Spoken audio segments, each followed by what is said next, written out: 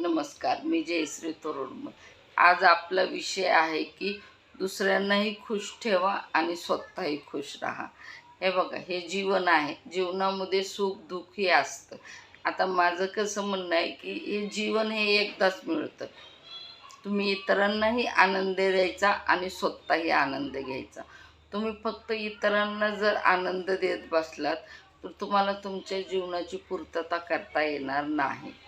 तुम्ही दुसऱ्यांचा आनंद जर बघत बसलेले नसते, दुसऱ्यांना आनंद देण्याच्या जर नादात जर असाल तर तुम्ही जीवनामध्ये कधीही खुश राहणार नाही। कारण प्रत्येक व्यक्ती आहे ना समोरची, ती तिचा स्वार्थ त्या आनंदामध्ये दडलेला असतो। जोपर्यंत तुम्ही समोरच्या व्यक्तीला काहीही गोष्टी पुरवत असताय तोपर्यंत त्या व्यक्तीसाठी तुम्ही चांगले आहात। आणि जेव्हा तुम्ही त्या व्यक्तीला कोणतीही गोष्ट देण्यासाठी नकार दिला त्यावेळेस तुम्ही जगातील सर्वात वाईट माणूस असाल। म्हणजे याचा अर्थ काय, प्रत्येक व्यक्ती आपापला स्वार्थ बघत असते। आणि हे स्वार्थ बघणं हे पण थोडीशी काळाची गरज आहे, पण इतका पण स्वार्थ नाही बघावं की जेणेकरून समोरच्याचा आनंदच तो विसरून जाईल।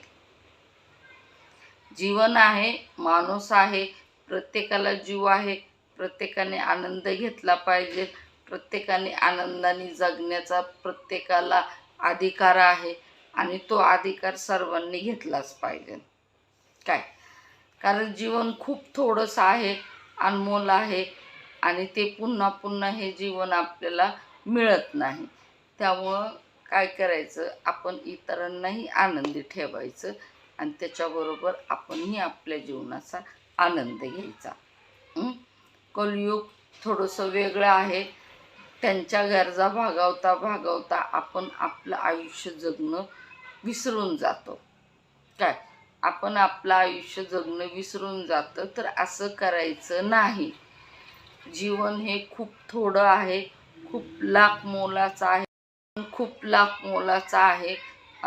पुन्हा पुन्हा हा जन्म मिळत नाही। या आयुष्य खूप लाख मोलाचं आहे, आयुष्य खूप सुंदर आहे आणि त्याला आणखीन सुंदर कसं करायचं ते आपल्या हातामध्ये आहे।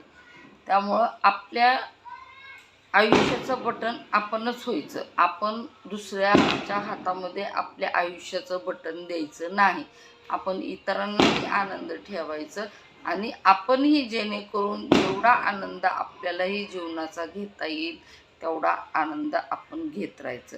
असं करायचं नाही की जेणेकरून समोरच्या गरजा भागवता आपण कोण आहोत आणि आपलं जीवन काय आहे हेच आपण पूर्णपणे विसरून जाऊ।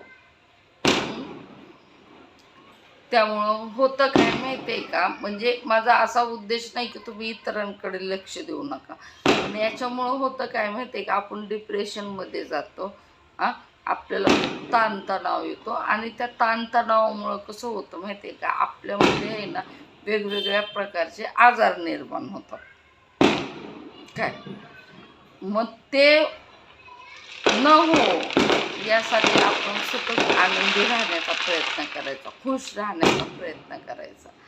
आणि ते खुश कधी राहू आपण, त्यावेळेस आपण आपल्या स्वतःकडे लक्ष देऊ, त्यावेळेस आपण खुश राहू।